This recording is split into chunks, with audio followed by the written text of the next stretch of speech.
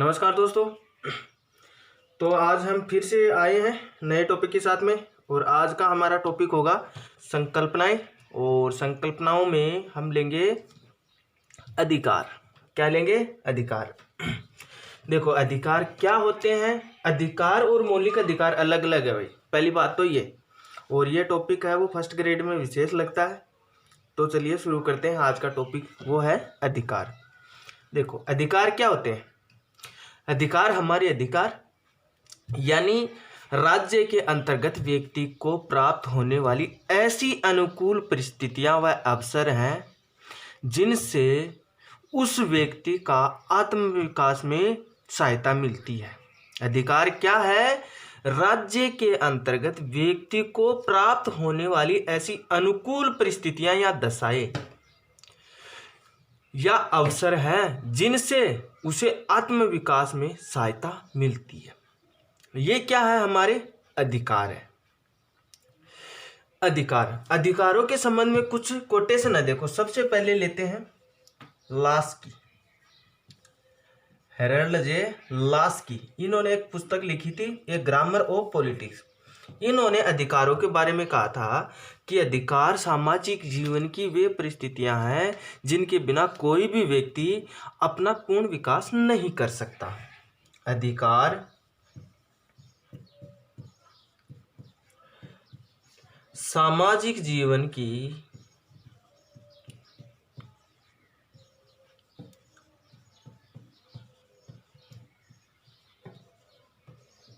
वे परिस्थितियां हैं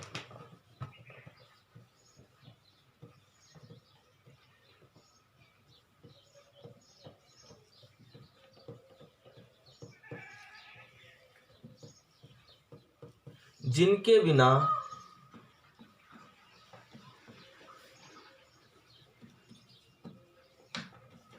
कोई भी व्यक्ति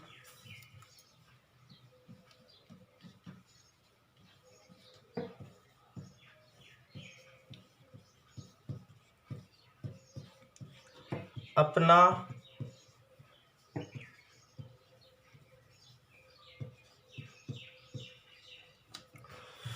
पूर्ण विकास नहीं कर सकता। पूर्ण विकास नहीं कर सकता। नहीं कर सकता। ये किसकी कोटेशन है? ये परिभाषा दी है लास्की ने। लास्की ने कहा है कि अधिकार सामाजिक जीवन की वे परिस्थितियां हैं जिसके बिना कोई भी व्यक्ति अपना पूर्ण विकास नहीं कर सकता। किसके बिना? अधिकारों के बिना। ठीक है। एक लेखक आता है बारकर। कौन? बारकर। ये भी अधिकारों के बहुत ज्यादा कट्टर समर्थक थे। इन्होंने कहा था कि अधिकार न्याय की उस सामान्य व्यवस्था का परिणाम है जिस पर राज्य और उसके कानून आधारित है। ठीक है ना। इन्होंने कहा कि अधिकार न्याय की उस सामान्य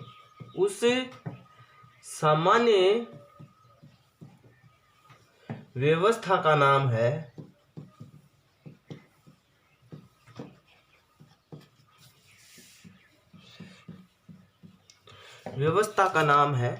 जिस पर राज्य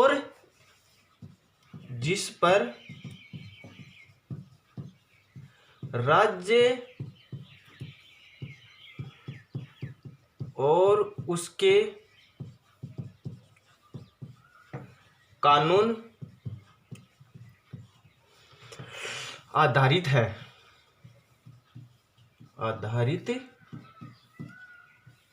ये परिभाषा दी है बारकर ने। ठीक है ना। कि बारकर ने कहा है कि अधिकार न्याय की उस सामान्य व्यवस्था का नाम है जिस पर राज्य और उसके कानून आधारित हैं। फिर आती है ग्रीन की परिभाषा। किसकी? ग्रीन की। लास्ट की हो गई, बारकर हो गया। अब लेते हैं ग्रीन की।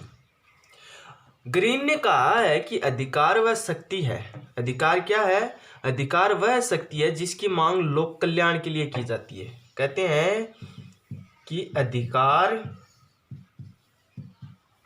वह शक्ति है जिसकी मांग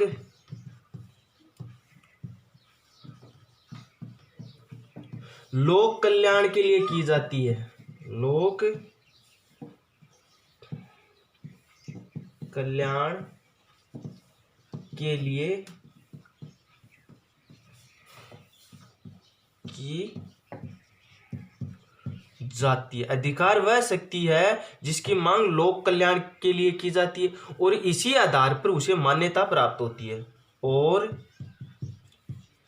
इसी आधार पर उसे मान्यता प्राप्त होती है। मान्यता प्राप्त होती है। ठीक। अगली जो परिभाषा आएगी वो है वाइल्ड की। वाइल्ड ने कहा कि अधिकार कुछ विशेष कार्यों को करने के लिए स्वतंत्रता की युक्ति संगत मांग है। क्या है? अधिकार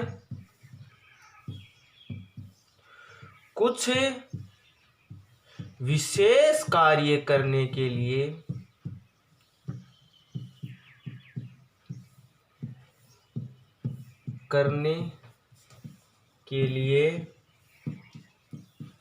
स्वतंत्रता के लिए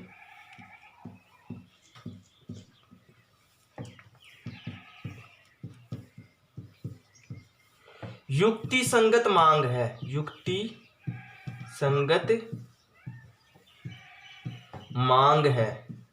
ये कोटेशन है, ये मुख्य है। हालांकि कोटेशन तो और भी हैं लेकिन ये मोस्ट है, इसलिए मैंने इन्हीं को रखा। देखो लास्की सबसे ज्यादा इंपॉर्टेंट तो लास्की की परिभाषा आएगी कि अधिकार सामाजिक जीवन की वे परिस्थितियां हैं जिनके बिना कोई भी व्यक्ति आमतौर पर पूर्ण विकास नहीं कर सकता। ये किसने कहा?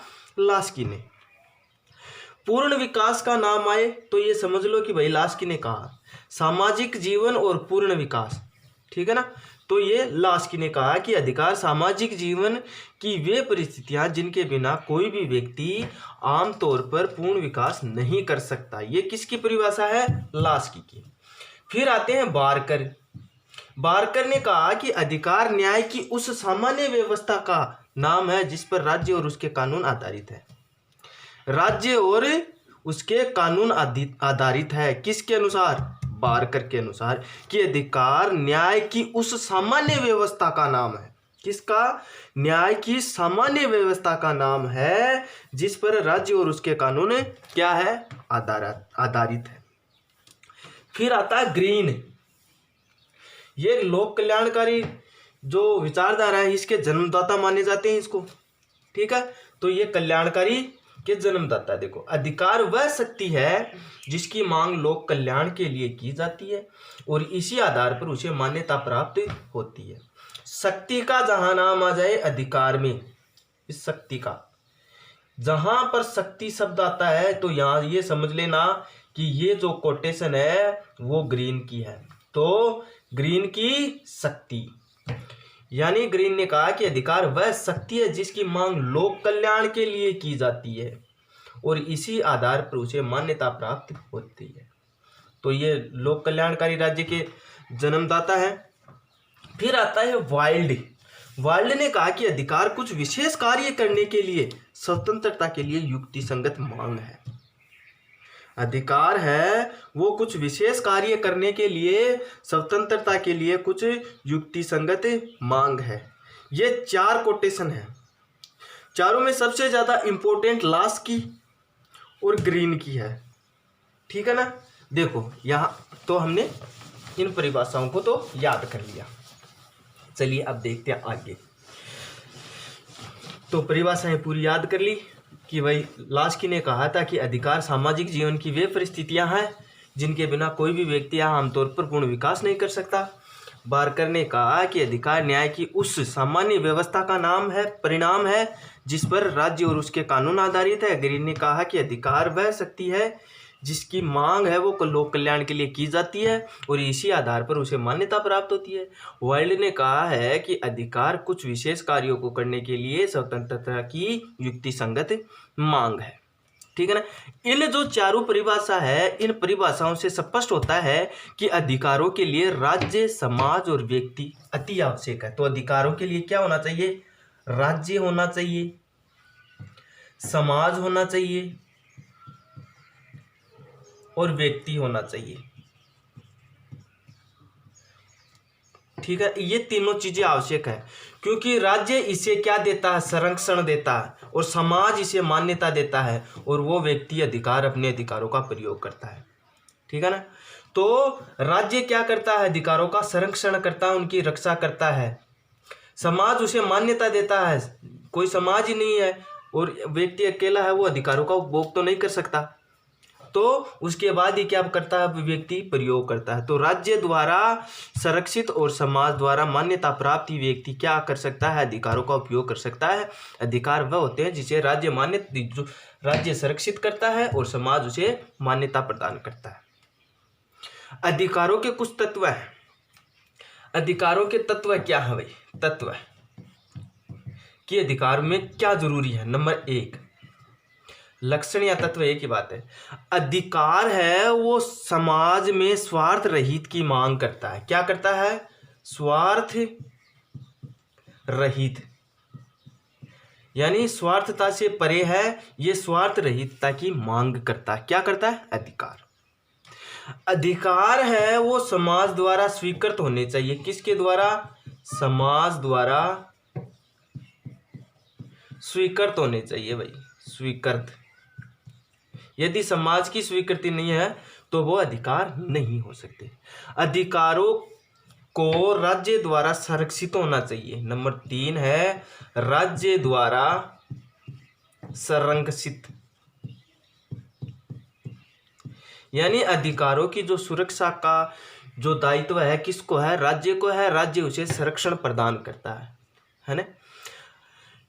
चौथी बात है कि भाई राज्य है वो बिना भेदभाव, राज्य द्वारा बिना भेदभाव से ये सबको प्रदान किए जाते हैं। किसको? सभी को।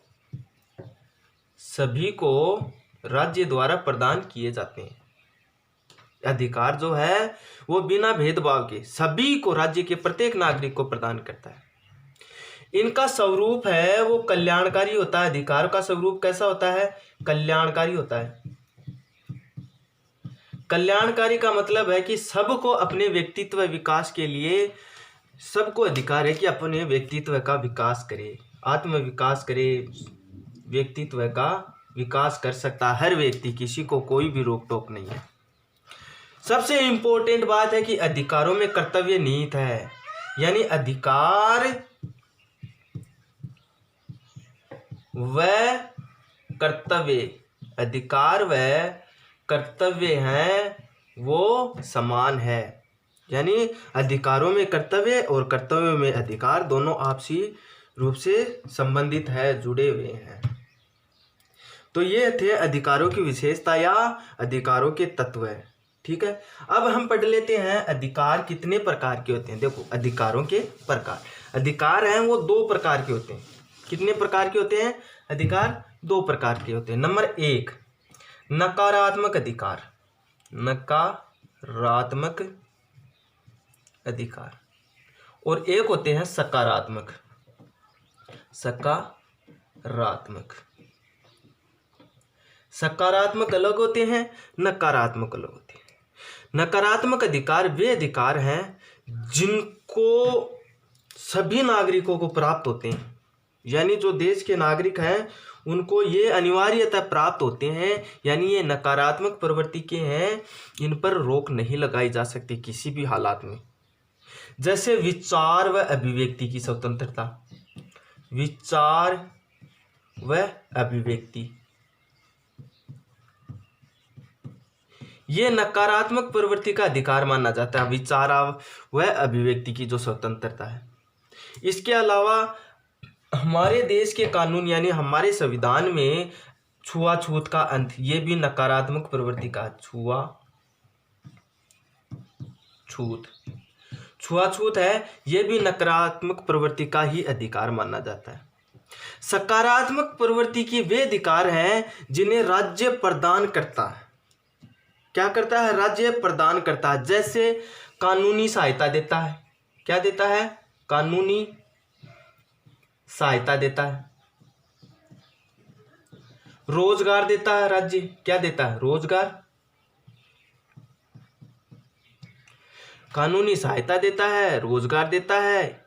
ये क्या है? ये क्या है? ये सकारात्मक है, अर्थात व्यक्ति के व्यक्तित्व विकास के लिए राज्य द्वारा उनका संरक्षण किया जाता है। वो क्या है? सकारात्मक अधिकार है। सकारात्मक अधिकार का मतलब है कि राज्य द्वारा व्यक्ति के व्यक्तित्व विकास के लिए संरक्षण करता है। कौन? राज्य करता है। यहां तक बात क्लियर? आगे देखते हैं। अब अधिकारों से संबंधित जो सिद्धांत है उनका अध्ययन करेंगे, ये इंपॉर्टेंट है। देखो, अधिकारों से संबंधित सिद्धांत, ठीक है ना। तो सबसे पहले लेते हैं हम अधिकारों का प्राकृतिक सिद्धांत। कौन सा? प्राकृतिक सिद्धांत।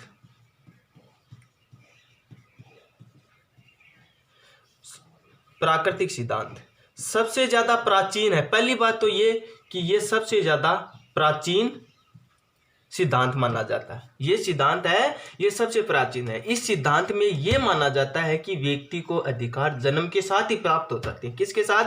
जन्म के साथ ही।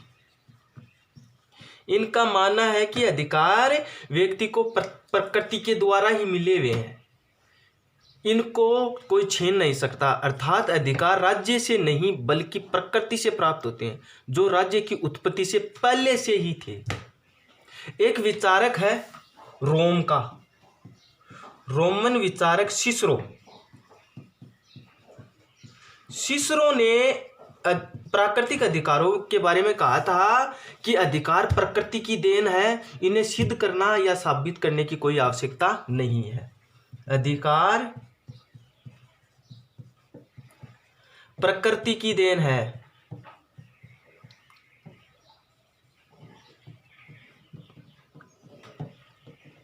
इन्हें सिद्ध करना या साबित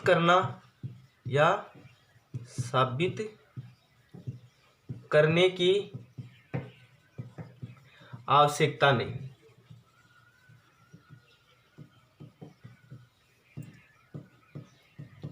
यानी रोमन विचारक सिसरो ने कहा था कि अधिकार है वो प्रकृति की देन है, इन्हें सिद्ध करना या साबित करना इनकी कोई आवश्यकता नहीं है। ये बात किसने कही? रोमन विचारक सिसरो ने। क्योंकि ये अधिकार ऐसा माना जाता है कि व्यक्ति को प्रकृति की ओर से ही अधिकार प्राप्त हुए हैं, राज्य ने इसे प्रदान नहीं किया। जैसे ही व्यक्ति का जन्म हुआ, जन्म के साथ ये प्राकृतिक अधिकार है, व्यक्ति उसे प्राप्त कर लेता है। इसका सबसे बड़ा उदाहरण है, इन्होंने सबसे कट्टर प्राकृतिक अधिकारों का कट्टर जो समर्थक था वो जॉन लॉक था। जॉन लॉक है वो उदारवाद के जनक है, और उदारवाद में सबसे ज्यादा स्वतंत्रता को महत्व दिया जाता है। यानी इन्होंने 3 प्रकार के अधिकार दिए थे: जीवन, स्वतंत्रता, संपत्ति। इनका मानना है कि ये 3 अधिकार हैं वो व्यक्ति के जन्म के साथ ही प्राप्त हो जाते हैं।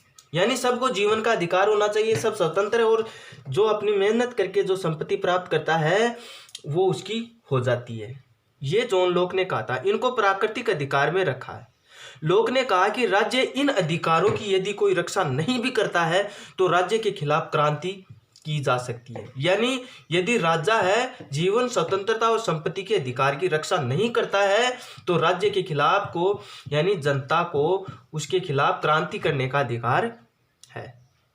फिर आते हैं ये सामाजिक समझौतेवादी विचारक है। दूसरा सामाजिक समझौतेवादी विचारक है थॉमस होब्स।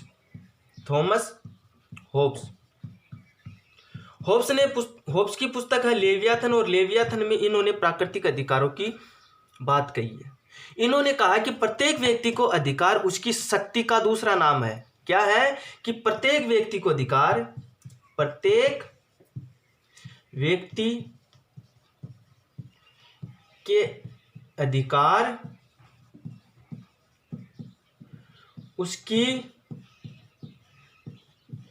शक्ति का नाम है। इन्होंने कहा कि सब व्यक्ति मिलकर के अपने अधिकारों का परित्याग करके एक व्यक्ति या व्यक्ति विशेष को दे डाला, यानी इन्होंने भी प्राकृतिक अधिकारों का समर्थन किया। तीसरा नाम आता है, वो है Rousseau, Jacob Jean Rousseau. Rousseau ये भी समझौतेवादी विचारक था, ठीक है। इन्होंने भी प्राकृतिक अधिकारों का समर्थन किया है। इन्होंने एक कोटेशन यानी एक बात कही थी कि व्यक्ति स्वतंत्र पैदा होता है लेकिन सर्वत्र जंजीरों से जकड़ा होता है। व्यक्ति स्वतंत्र पैदा होता है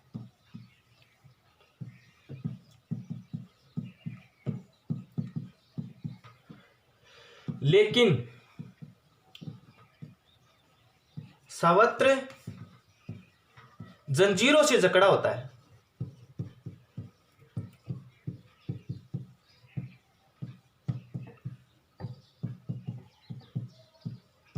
इन्होंने प्राकृतिक अधिकारों की बहुत मतलब कि तरीके से व्याख्या की है।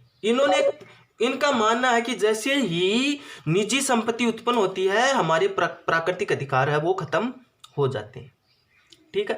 होब्स ने प्रत्येक व्यक्ति को अधिकार उसकी शक्ति का नाम बताया। रूसो ने नैसर्गिक अधिकारों का समर्थन किया। कौन से अधिकारों का? नैसर्गिक अधिकारों का समर्थन किया है। किसने? रूसो ने। रूसो ने नैसर्गिक अधिकारों का समर्थन किया है, ठीक है। आगे देखते हैं। इसके अलावा, रूसो के अलावा एक नाम आता है थॉमस पेन। अमेरिका के थे ये। कौन? Thomas pen. इन्होंने भी प्राकृतिक अधिकारों का समर्थन किया। किसने? थॉमस पेन ने। थॉमस पेन, इन्होंने भी समर्थन किया। आर्थिक क्षेत्र में कौन से क्षेत्र में? आर्थिक क्षेत्र में प्राकृतिक अधिकारों का समर्थन करने वाले एक तो नाम आता है एडम स्मिथ और दूसरा नाम आता है रिकार्डो। इन्होंने आर्थिक क्षेत्र में प्राकृतिक अधिकारों का समर्थन किया। तो ये हो गया हमारे प्राकृतिक अधिकारों के संदर्भ में सिद्धांत। अगला सिद्धांत है नंबर 2, सिद्धांत। हमने पढ़ लिया है प्राकृतिक अधिकारों का सिद्धांत के बारे में, तो हमने देख लिया। अब पढ़ेंगे हम अधिकारों के कानूनी सिद्धांत। क्या कहते हैं अधिकारों के बारे में? कानूनी सिद्धांत, ये जो सिद्धांत है ये मानता है कि अधिकार वो क्या है? राज्य की देन है। कानूनी सिद्धांत के अनुसार अधिकार क्या है? राज्य की देन है।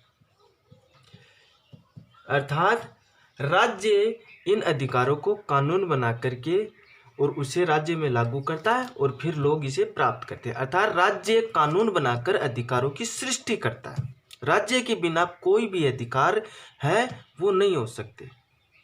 इसके समर्थक हैं बेंथम, मील और ऑस्टिन। इन्होंने जो अधिकारों के जो कानूनी सिद्धांत है इसका समर्थन किया। किसने? बेंथम, मील और ऑस्टिन ने। बेंथम तो ये एक कट्टर समर्थक है कानूनी अधिकारों का। इन्होंने कहा है कि उचित अर्थ में जो अधिकार है वो किसकी देन है? विधि की देन है। उचित अर्थ में अधिकार विधि की देन है।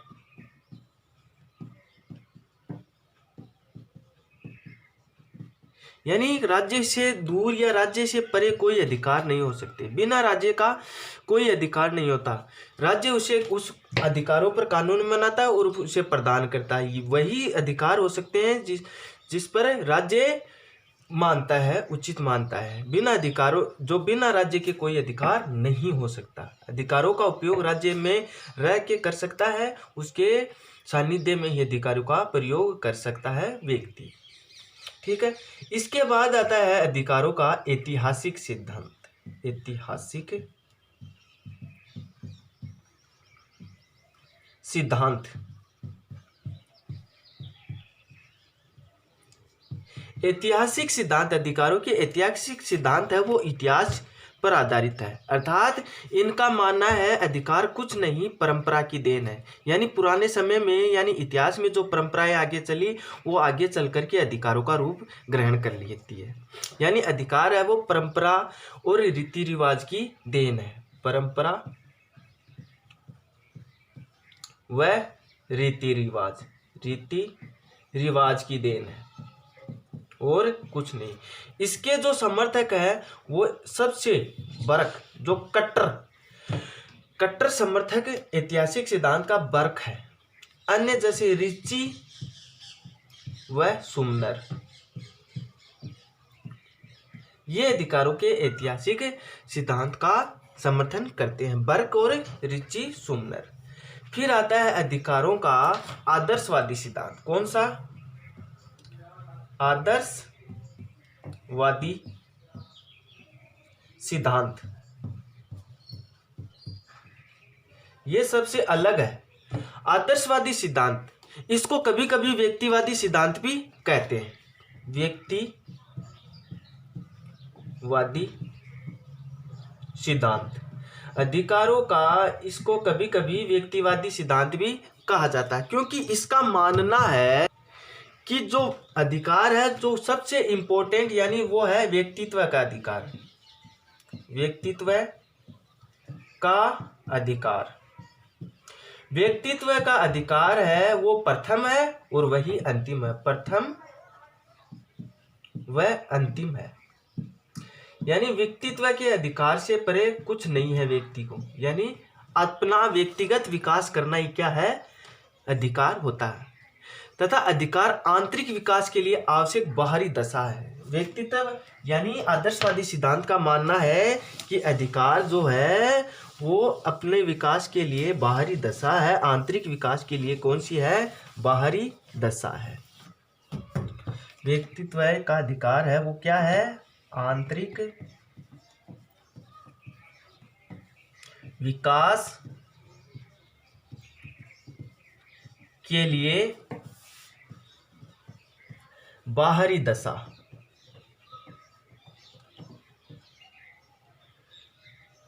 है। अधिकार क्या है? आंतरिक विकास के लिए बाहरी आवश्यक दशा है। इसके समर्थक है वो हिगल, ग्रीन, बोन्साके और क्रोस है। हिगल, ग्रीन, बोन्साके और क्रोस ये इनके समर्थक है। Hegel, green, बोन्साके।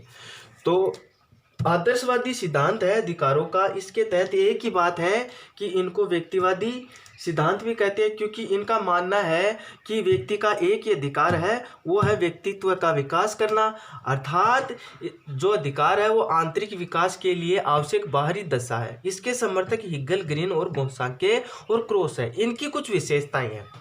विशेषता यह है कि अधिकार व्यक्ति की मांग है। पहली बात तो यह कि अधिकार क्या है? व्यक्ति की मांग है। एक, इसका उद्देश्य व्यक्तित्व विकास करना। क्या है? व्यक्तिगत विकास। इसका एक ही उद्देश्य है वो है व्यक्तिगत विकास। अधिकार व्यक्ति की मांग है और इसका उद्देश्य है व्यक्तिगत विकास करना, यानी व्यक्तित्व का विकास करना। अधिकार केवल नैतिकता पर आधारित है। नैतिकता पर, यानी अधिकार है वो नैतिकता पर आधारित है। नैतिकता ही इसका मूल मंत्र है आदर्शवादी सिद्धांत का। तीसरी बात है अधिकारों के लिए समाज की अनुमति आवश्यक है। समाज की अनुमति, यानी अधिकारों के लिए समाज की अनुमति भी अति आवश्यक है, यानी समाज द्वारा अनुमति होनी पर ही वह अधिकार का रूप धारण कर सकता है। ठीक है। चौथी बात आती है कि व्यक्ति तथा समाज, व्यक्ति तथा समाज है इन दोनों के कल्याण को महत्व देता है। दोनों के कल्याण को महत्व है। ठीक है। इसके अलावा अधिकार है वो किस में निहित है? कर्तव्य में। किस में निहित है? कर्तव्य में निहित है। यानी अधिकार और कर्तव्य एक ही है। तो ये हो गया अधिकारों का आदर्शवादी सिद्धांत। अब पढ़ते हैं अधिकारों का जो है मार्क्सवादी सिद्धांत। कौन सा है, देखो मार्क्सवादी सिद्धांत। अधिकारों का मार्क्सवादी सिद्धांत, ये अलग है थोड़ा। कैसे है देखो, अधिकारों के मार्क्सवादी जो सिद्धांत है, इसके जो समर्थक हैं, एक तो है कार्ल मार्क्स, नाम से ही स्पष्ट है, मार्क्स यानी कार्ल मार्क्स, ठीक है। एक तो है कार्ल मार्क्स, दूसरा है लेनिन, एंजिल इनका दोस्त था। इन दोनों ने मिलकर एक पुस्तक भी लिखी थी, साम्यवादी घोषणा पत्र। साम्यवादी घोषणा पत्र। इन दोनों ने मिलकर के एक पुस्तक लिखी, साम्यवादी घोषणा पत्र। और तीसरे इसके समर्थक हैं लेनिन। ये तीन व्यक्ति मार्क्सवादी सिद्धांत है इसके समर्थक है। इस सिद्धांत में अधिकारों का स्वरूप कैसा माना है, आर्थिक माना है। क्या माना है कि अधिकारों का स्वरूप क्या है, आर्थिक है। मार्क्सवादी सिद्धांत के अनुसार अधिकारों का स्वरूप क्या है, आर्थिक है। इसके अनुसार राजनीतिक स्वतंत्रता आर्थिक समानता के द्वारा ही प्राप्त की जा सकती है। यानी जो राजनीतिक स्वतंत्रता है, कौन सी, राजनीतिक स्वतंत्रता आर्थिक समानता के आधार पर प्राप्त की जाती है। आर्थिक समानता यानी राजनीतिक स्वतंत्रता है वो आर्थिक समानता के बिना हम प्राप्त नहीं कर सकते। कहने का मतलब है इसका आधार ही क्या है, आर्थिक है। तो जिसके पास राजनीतिक शक्ति है, जिसके पास आर्थिक शक्ति है, उसी के पास क्या होगी, राजनीतिक शक्ति होगी।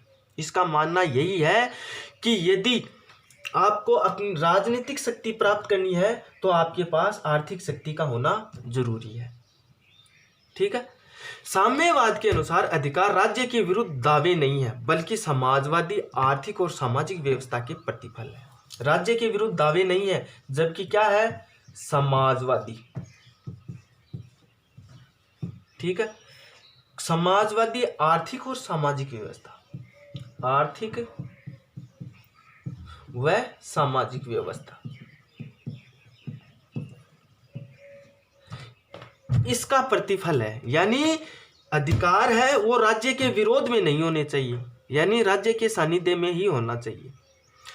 अर्थात मतलब समाजवादी व्यवस्था स्थापित करने के लिए अधिकारों का उपयोग किया जाना चाहिए और वो राज्य के माध्यम से किए जा सकते हैं। यानी राज्य का विरोधी नहीं है अधिकार राज्य के विरोध में नहीं है। अब इस मार्क्सवादी सिद्धांत के कुछ आधार हैं, उन आधारों पर इनकी कुछ व्याख्या की गई है। जैसे इसका पहला आधार है समाजवादी आधार। नंबर 1, समाजवादी आधार। समाजवादी आधार यानी समाजवाद का मतलब है समाज में जो धन है उसका उचित रूप से बंटवारा हो, यानी कि नियोजित अर्थव्यवस्था पर आधारित। किस पर, नियोजित अर्थव्यवस्था पर आधारित है ये व्यवस्था, अर्थव्यवस्था। नियोजित अर्थव्यवस्था का मतलब है कि जो निजी संपत्ति और निजी लाभ है उनका कोई स्थान नहीं है। कौन सी, निजी संपत्ति और निजी लाभ, इनका कोई स्थान नहीं है। यानी समाज में सबके पास बराबर का हिस्सा होना चाहिए। ये क्या है, समाजवादी आधार है, ठीक है। यानी व्यक्तिगत संपत्ति का कोई स्थान नहीं दिया गया है, समाजवादी आधार। दूसरा आर्थिक आधार। नंबर 2 है आर्थिक आधार। इसका मतलब है कि नागरिक स्वतंत्रता के लिए आर्थिक समानता आवश्यक है। नागरिक स्वतंत्रता है, कौन सी स्वतंत्रता, नागरिक स्वतंत्रता के लिए आर्थिक समानता होनी चाहिए। कौन सी समानता, आर्थिक समानता, आर्थिक समानता। आर्थिक समानता होगी तभी नागरिकों को स्वतंत्रता प्राप्त हो सकती है। राज्य के आधार पर, नंबर 3 है राज्य के आधार पर। क्या है? राज्य के आधार पर। राज्य के आधार का मतलब है कि राज्य अधिकार राज्य के साथ है, राज्य के हस्तक्षेप पर निर्भर है। क्या है? अधिकार क्या है? राज्य के हस्तक्षेप पर है, शेप पर निर्भर है। यानी राज्य है वो हस्तक्षेप करेगा अधिकारों पर, तभी अधिकार क्या होंगे? संभव हो सकेंगे राज्य में। अधिकार क्या है? अधिकार कर्तव्य की पुकार है। अधिकार क्या है? कर्तव्य की पुकार है। ये है वो अधिकारों का जो आधार है वो मार्क्सवादी आधार के आधार पर किया गया। अब देखते हैं अधिकार के वर्गीकरण। अधिकार दो प्रकार, वर्गीकरण की दृष्टि से देखा जाए तो अधिकार है वो दो प्रकार के होते हैं। एक तो होता है नैतिक अधिकार और दूसरा होता है कानूनी अधिकार। कौन से होते हैं? नैतिक अधिकार और कानूनी अधिकार। देखिए ये क्या होते हैं? नैतिक अधिकार। नैतिक अधिकार, नैतिक अधिकार वे अधिकार होते हैं जिन पर कानून का कोई बंधन नहीं होता है, जिस पर कानून का उल्लंघन होने पर उसे दंड का प्रावधान नहीं होता है। यानी ये नैतिक दृष्टि से होते हैं, जो समाज में मूल्य होते हैं उनके आधार पर चलते हैं। ठीक है ना? अर्थात राज्य इसे कानून बनाकर उसे दंडित नहीं कर सकता है यदि उल्लंघन होता है। कानून के संबंध में इसका कोई संबंध नहीं है। मानव का जो है वो इसका संबंध है वो नैतिक विकास से है, यानी नैतिकता से जुड़ा हुआ है। कहने का मतलब है इसका उल्लंघन होने पर दंड का प्रावधान नहीं किया जाता है। दूसरा है कानूनी अधिकार। कानूनी अधिकार ये क्या है? जिन अधिकारों को राज्य कानून बनाकर लागू करता है तथा राज्य उनकी रक्षा करता है, जिनका उल्लंघन होने पर राज्य उसे दंड देता है, वो क्या है? कानूनी अधिकार है। राज्य ही लागू करता है, राज्य ही समाज में उल्लंघन होने पर उसे दंड की व्यवस्था करता है। क्या है? कानूनी अधिकार है। कानूनी अधिकार भी दो प्रकार के होते हैं। एक नागरिक अधिकार, नागरिक अधिकार। दूसरा है राजनीतिक अधिकार। कौन से? राजनीतिक अधिकार। नागरिक अधिकार वे अधिकार होते हैं चाहे देश का नागरिक हो या ना हो, उसे नागरिक होने के रूप में मिलेंगे। राजनीतिक अधिकार वे अधिकार होते हैं जो देश का नागरिक होना अति आवश्यक है। ठीक है? कहने का मतलब है कि नागरिक अधिकार में वे अधिकार होते हैं जो जिनके बिना व्यक्ति, जैसे मान लो सामाजिक जीवन इनका हो या जन्म माल या जीवन की रक्षा से संबंधित हो, ये अधिकार क्या है? नागरिक अधिकार है। जैसे जीवन का अधिकार नागरिक अधिकार है, जीवन का अधिकार। ठीक है? एक नंबर 2 समानता का अधिकार, कानून के सबक समानता का अधिकार है वो कानून के क्षेत्र में। ठीक है? राजनीतिक अधिकार अलग है, जैसे आर्थिक समानता राजनीतिक अधिकार है। कौन सा? आर्थिक समानता। मत देने का अधिकार है, चुनाव में खड़े होने का अधिकार। इसके अलावा है सामाजिक समानता अलग होती है, यानी समाज में यानी किसी के साथ भी भेदभाव, धर्म जाति लिंग के आधार पर किसी के साथ में भी भेदभाव नहीं होना चाहिए। नंबर 3 आता है स्वतंत्रता का अधिकार। कौन सा? स्वतंत्रता का अधिकार, यानी सब स्वतंत्र है, कोई भी व्यक्ति बाहरी रूप से बंधन मुक्त होना चाहिए। यानी एक लेखक है लास्ट की, इन्होंने कहा था कि उस शक्ति से होता है जिसके द्वारा व्यक्ति अपने इच्छा अनुसार बिना किसी बाहरी बंधन से अपने जीवन में विकास कर सके। तो ये क्या है? स्वतंत्रता का अधिकार। स्वतंत्रता के अधिकार में एक तो आती है व्यक्तिगत स्वतंत्रता का अधिकार, भाषण की स्वतंत्रता, अभिव्यक्ति की स्वतंत्रता, आने जाने की स्वतंत्रता कहीं पर भी, संगठन बनाने की स्वतंत्रता है, शिक्षा प्राप्त करने की स्वतंत्रता, अंतःकरण यानी धर्म की स्वतंत्रता। फिर बात आती है संपत्ति का अधिकार, सबसे ज्यादा विवादास्पद संपत्ति का अधिकार। कुछ का मानना है कि व्यक्ति की संपत्ति है वो होती है उसमें, जैसे लोक, जॉन लोक है, लोक ने कहा कि किसी व्यक्ति ने अपना परिश्रम मिला दिया और उस परिश्रम के द्वारा, जैसे मान लो किसी पेड़ पे फूल लगे हैं और व्यक्ति ने, जब तक तो वो प्रकृति में है तब तक तो वो प्रकृति के, लेकिन जैसे अपनी मेहनत करके उन फलों को तोड़ लिया तो वो फूल है वो उस व्यक्ति के हो जाएंगे। ठीक है, जैसे एडम स्मिथ, रिकार्डो, ये आर्थिक क्षेत्र में बड़े ही महत्वपूर्ण भूमिका निभाते हैं। ये व्यक्तिवादी हैं। इन्होंने कहा है कि व्यक्ति को आर्थिक क्षेत्र में पूर्णतः स्वतंत्र छोड़ देना चाहिए और राज्य में उसको हस्तक्षेप नहीं करना चाहिए। लेकिन इसका विरोध करता है कार्ल मार्क्स। कार्ल मार्क्स है वो व्यक्तिगत संपत्ति का पूर्णतः विरोधी है। ठीक है, यानी व्यक्तिगत संपत्ति है उसके लिए उसको कोई स्थान नहीं। परिवार का अधिकार होता है, रोजगार पाने का अधिकार होता है, राजनीतिक अधिकार आप सबको पता है, मत देने का, निर्वाचन होने का, सार्वजनिक पद पाने का। ये कौन से अधिकार है? ये व्यक्ति के राजनीतिक अधिकार है। एक अधिकार होता और आता प्रार्थना का अधिकार। प्रार्थना का अधिकार, हम प्रार्थना भी कर सकते हैं अपने लिखित पत्रों द्वारा। तो ये हमारा अधिकार का जो टॉपिक है ये पूरा हुआ। मुझे पता है आपको समझ में आ गया होगा।